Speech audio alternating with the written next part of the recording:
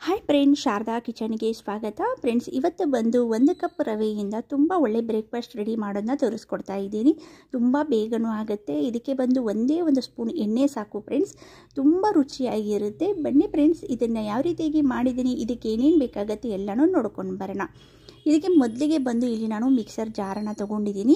ಜಾರ್ಗೆ ಬಂದು ನೋಡಿ ಬಾಂಬೆ ರವೆ ತೊಗೊಂಡಿದ್ದೀನಿ. ನೀವು ಬೇಕಾದರೆ ಚಿರೋಟಿ ರವೆನ ಹಾಕ್ಕೊಳ್ಬೋದು. 1 ಕಪ್ಪಷ್ಟು ಬಾಂಬೆ ರವೆ ತೊಗೊಂಡಿದ್ದೀನಿ. 1 ಕಪ್ಪಷ್ಟು ನೀರನ್ನು ಹಾಕ್ಕೊಳ್ತಾ ಇದ್ದೀನಿ. ಸಮವಾಗಿಯೇ ಹಾಕ್ಕೊಂಡಿದ್ದೀನಿ ನೋಡಿ. ನೀರನ್ನು ಇನ್ನೂ ಸ್ವಲ್ಪ ಕಡಿಮೆ ಹಾಕ್ಕೊಂಡ್ರೂ ಇದು ಚೆನ್ನಾಗೇ ಇರುತ್ತೆ. ಇದಕ್ಕೆ ಬಂದು 2 ಸ್ಪೂನಷ್ಟು ಮೊಸರನ್ನ ಹಾಕ್ಕೊಂಡಿದ್ದೀನಿ.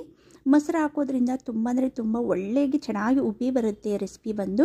ಇದಕ್ಕೆ 1 ಸ್ಪೂನಷ್ಟು ಎಣ್ಣೆ ಹಾಕ್ಕೊಂಡಿದ್ದೀನಿ. ರುಚಿಗೆ ತಕ್ಕಷ್ಟು ಉಪ್ಪು ಹಾಕ್ಕೊಂಡಿದ್ದೀನಿ. ಅರ್ಧ ಸ್ಪೂನಷ್ಟು ನಾನಿಲ್ಲಿ ಸಕ್ಕರೆನ ಹಾಕ್ಕೊಂಡಿದ್ದೀನಿ. ಸಕ್ಕರೆ ಹಾಕೋದ್ರಿಂದ ರುಚಿ ತುಂಬ ಚೆನ್ನಾಗಿ ಕೊಡುತ್ತೆ. ನಿಮಗೆ ಸಕ್ಕರೆ ಇಷ್ಟವಿಲ್ಲ ಅನ್ನೋರು ಸ್ಕಿಪ್ ಮಾಡ್ಕೊಳ್ಬೋದು. ಇದನ್ನು ಮಿಕ್ಸಿ ಜಾರಲ್ಲಿ ಒಂದು ಸ್ವಲ್ಪ ನುಣ್ಣಗೆವಾಗಿ ನೋಡಿ ಈ ರೀತಿಯಾಗಿ ನಾನು ಪೇಸ್ಟ್ ರೀತಿಯಲ್ಲಿ ಬ್ಯಾಟರ್ ರೆಡಿ ಮಾಡ್ಕೊಂಡಿದ್ದೀನಿ. ಇವಾಗ ಇದನ್ನು ಒಂದು ಸ್ವಲ್ಪ ಮಿಕ್ಸ್ ಮಾಡ್ಕೊಳ್ಳೋಣ. ನೋಡಿ ಫ್ರೆಂಡ್ಸ್, ಯಾವುದೇ ನೆನೆಸೋದು ಬೇಕಾಗಿಲ್ಲ. ತುಂಬ ಬೇಗನೆ ನಾವು ಇದನ್ನು ರೆಡಿ ಮಾಡ್ಕೊಳ್ಬೋದು. ತುಂಬ ಫಾಸ್ಟಾಗಿ ಬ್ರೇಕ್ಫಾಸ್ಟ್ ರೆಡಿ ಆಗುತ್ತೆ. ಫ್ರೆಂಡ್ಸ್, ಇದುವರೆಗೂ ಯಾರಾದರೂ ಹೊಸಬ್ರು ಹಾಗೆ ನೋಡ್ತಾ ಇದ್ದರೆ ಪ್ಲೀಸ್ ಸಬ್ಸ್ಕ್ರೈಬ್ ಮಾಡ್ಕೊಂಡು ನೋಡಿ. ನನ್ನ ರೆಸಿಪೀಸ್ ಎಲ್ಲ ನಿಮಗೆ ಇಷ್ಟವಾದಲ್ಲಿ ಲೈಕ್ ಕೊಡೋದನ್ನು ಮರಿಬೇಡಿ. ಸಪೋರ್ಟ್ ಮಾಡಿ ನಮ್ಮ ಚಾನೆಲ್ಗೆ.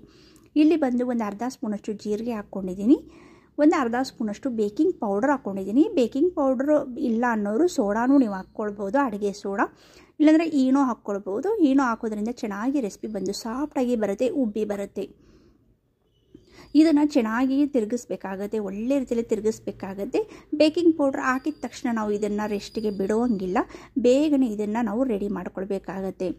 ಇವಾಗ ಇಲ್ಲಿ ಬಂದು ನೋಡಿ ಒಂದು ಸ್ಟೀಲ್ ತಟ್ಟೆನ ತೊಗೊಂಡಿದ್ದೀನಿ. ಸ್ಟೀಲ್ ತಟ್ಟೆ ಮೇಲೆ ಚೆನ್ನಾಗಿ ಇದನ್ನು ಎಣ್ಣೆನ ಸ್ಪ್ರೆಡ್ ಮಾಡ್ಕೊಂಡಿದ್ದೀನಿ. ಈ ರೀತಿಯ ರೌಂಡ್ವಾದ ತಟ್ಟೆನ ತೊಗೊಂಡಿದ್ದೀನಿ. ಎಲ್ಲ ಕಡೆಯೂ ಎಣ್ಣೆನ ಚೆನ್ನಾಗಿ ಸ್ಪ್ರೆಡ್ ಮಾಡಿದ್ದೀನಿ. ಇವಾಗ ಇದಕ್ಕೇನೆ ಬ್ಯಾಟರ್ ಬಂದು ಮಧ್ಯದಲ್ಲಿ ಚೆನ್ನಾಗಿ ಮಧ್ಯ ಇದೆ ಅಲ್ವಾ, ಮಧ್ಯದಲ್ಲಿ ಬಿಟ್ಟರೆ ಸಾಕು.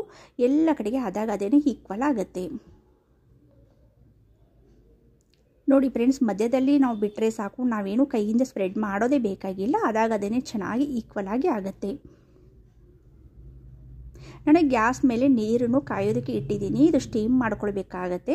ನೀರನ್ನು ಕಾಯೋದಕ್ಕೆ ಇಟ್ಟಿದ್ದೀನಿ ನೋಡಿ ಫ್ರೆಂಡ್ಸ್. ಒಂದು ಸ್ವಲ್ಪ ಈ ರೀತಿಯಾಗಿ ತಟ್ಟೆಯನ್ನು ಕೆಳಗೆ ಬಡೀರಿ, ಏಕೆಂದರೆ ಏರ್ ಬಬಲ್ಸ್ ಏನಾದರೂ ಇದ್ದರೆ ಅದನ್ನು ಹೊರಟೋಗುತ್ತೆ ನೋಡಿ ಫ್ರೆಂಡ್ಸ್. ಇಲ್ಲಿ ಕಡಾಯಿಯಲ್ಲಿ ನೀರನ್ನು ಇಟ್ಟಿದ್ದೀನಿ. ನೀರು ಬಾಯ್ಲ್ ಆಗ್ತಾ ಇದೆ. ಇದ್ರ ಮೇಲೇನೂ ಒಂದು ಬಟ್ಲನೇ ಇಟ್ಟಿದ್ದೀನಿ. ಬಟ್ಲದೊಳಗಡೆ ನೀರು ಹಾಕ್ಕೊಂಡಿದ್ದೀನಿ. ಫಸ್ಟ್ ಹಾಗೇ ಇಟ್ಟಿದ್ದೆ ಬಟ್ಲ ನಾನು, ಅದು ಶೇಕ್ ಆಗ್ತಾ ಇತ್ತು. ಅದಕ್ಕೋಸ್ಕರ ಅದರೊಳಗೂ ನೀರನ್ನು ಹಾಕ್ಬಿಟ್ಟು ಇಟ್ಟಿದ್ದೀನಿ. ನಿಮ್ಮ ಹತ್ರ ಏನಾದರೂ ಸ್ಟ್ಯಾಂಡ್ ಇದ್ದರೆ ಸ್ಟ್ಯಾಂಡ್ ಇಡ್ಬೋದು ನೀವು. ಇದರ ಮೇಲಿಂದ ಒಂದು ಸ್ವಲ್ಪ ಖಾರದ ಪುಡಿನ ನಾನು ಹಾಕ್ಕೊಳ್ತಾ ಇದ್ದೀನಿ, ಯಾಕೆಂದರೆ ನೋಡೋಕ್ಕೆ ಒಂದು ಸ್ವಲ್ಪ ಚೆನ್ನಾಗಿ ಕಾಣಿಸುತ್ತೆ ಅಂತ ಹೇಳ್ಬಿಟ್ಟು.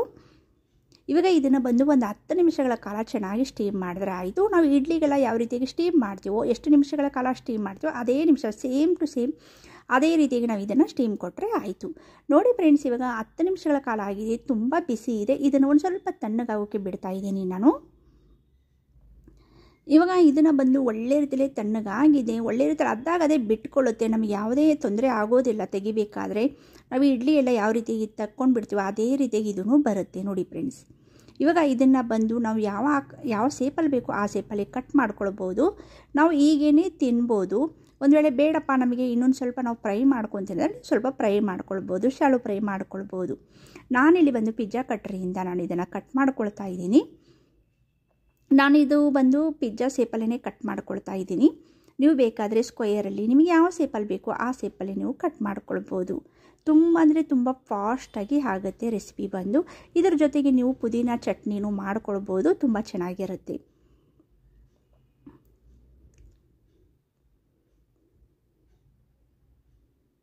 ನೋಡಿ ಫ್ರೆಂಡ್ಸ್. ಇವಾಗ ಎಲ್ಲನೂ ಕಟ್ ಮಾಡಿದ್ದೀನಿ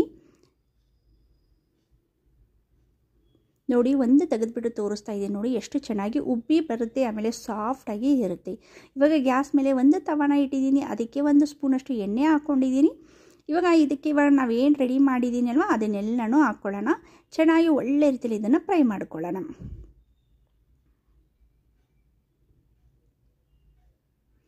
ಒಂದು 2 ನಿಮಿಷ ಫ್ರೈ ಮಾಡಿದ್ರೆ ಸಾಕು. ಗ್ಯಾಸನ್ನು ಒಂದು ಸ್ವಲ್ಪ ಸಣ್ಣ ಇಟ್ಬಿಟ್ಟು ಒಂದು 2-3 ನಿಮಿಷ ಫ್ರೈ ಮಾಡಿದ್ರೆ ಸಾಕಾಗತ್ತೆ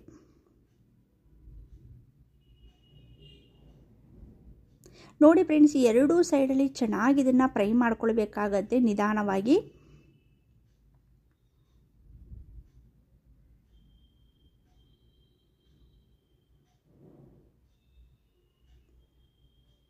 ನೋಡಿ ಎರಡೂ ಸೈಡಿಗೆ ಚೆನ್ನಾಗಿ ಇದನ್ನು ಫ್ರೈ ಮಾಡ್ಕೊಂಡಿದ್ದೀನಿ. ನೀವು ಫ್ರೈ ಮಾಡ್ಕೊಳ್ಳೋದೇ ಹಾಗೇನೂ ಚಟ್ನಿ ಜೊತೆಗೆ ನೀವು ತಿನ್ಬೋದು, ತುಂಬ ಚೆನ್ನಾಗಿರುತ್ತೆ. ಈ ರೆಸಿಪಿಗೆ ಹೆಸರು ಕೊಡಬೇಕಂದ್ರೆ ನೀವು ಕೊಡಿ, ಯಾವುದಾದ್ರೂ ಹೆಸರು ಕೊಡಿ ಇದಕ್ಕೆ. ನಮ್ಮ ಮನೇಲಿ ಇದನ್ನು ನಾನು ಯಾವಾಗಲೂ ಮಾಡ್ದಂಗಲ್ಲ, ರವಾ ಡೋಕ್ಲಾನೇ ಅಂತಾರೆ. ಇದು ಟೇಸ್ಟ್ ಬಂದು ಒಂದು ಸ್ವಲ್ಪ ರವಾ ಡೋಕ್ಲಾ ಥರನೇ ಇರುತ್ತೆ. ನಾವು ಇದಕ್ಕೆ ರವೆ ಡೋಕ್ಲಾನೇ ಅಂತೀವಿ. ಅದಕ್ಕೆ ನನಗೆ ಹೆಸರು ಏನು ಕೊಡಬೇಕು ಅಂತ ಸರಿಯಾಗಿ ಗೊತ್ತಾಗೋದಿಲ್ಲ, ಅದಕ್ಕೋಸ್ಕರ ರೆಸಿಪಿ ಅಂತಲೇ ಹೇಳೋದು. ಇದಕ್ಕೆ ತುಂಬ ಅಂದರೆ ತುಂಬ ಚೆನ್ನಾಗಿರುತ್ತೆ, ಮಕ್ಕಳಿಗಂತೂ ತುಂಬ ಇಷ್ಟ ಆಗುತ್ತೆ. ನಮ್ಮ ಮನೆಯಲ್ಲಿ ಮಕ್ಕಳಿಗಂತೂ ತುಂಬ ಇಷ್ಟಪಟ್ಕೊಂಡು ತಿಂತಾರೆ ಇದನ್ನು ಮಾತ್ರ. ನೀವು ಒಂದ್ಸರಿ ಖಂಡಿತವಾಗ್ಲೂ ಟ್ರೈ ಮಾಡಿಬಿಟ್ಟು ನೋಡಿ, ನಿಮಗೆ ಹೇಗೆ ಅನ್ನಿಸ್ತು ಅಂತ ಹೇಳ್ಬಿಟ್ಟು ಕಮೆಂಟ್ ಮುಖಾಂತರನೂ ತಿಳಿಸಿ. ನಿಮಗೆ ಈ ರೆಸಿಪಿ ತುಂಬ ಇಷ್ಟವಾದಲ್ಲಿ ಲೈಕ್ ಕೊಡೋದನ್ನು ಮರಿಬೇಡಿ. ಪ್ಲೀಸ್ ಸಪೋರ್ಟ್ ಮಾಡಿ ನಮ್ಮ ಚಾನೆಲ್ಗೆ. ನೋಡಿದ್ರಲ್ಲ ಫ್ರೆಂಡ್ಸ್, ನಿಮಗೆ ಹೇಗೆ ಅನ್ನಿಸ್ತು ಅಂತ ಹೇಳ್ಬಿಟ್ಟು ಕಮೆಂಟ್ ಮುಖಾಂತರ ತಿಳಿಸಿ. ನನ್ನ ವಿಡಿಯೋನ ಪೂರ್ತಿಯಾಗಿ ನೋಡಿದ್ದಕ್ಕೆ ತುಂಬ ಧನ್ಯವಾದಗಳು ಫ್ರೆಂಡ್ಸ್.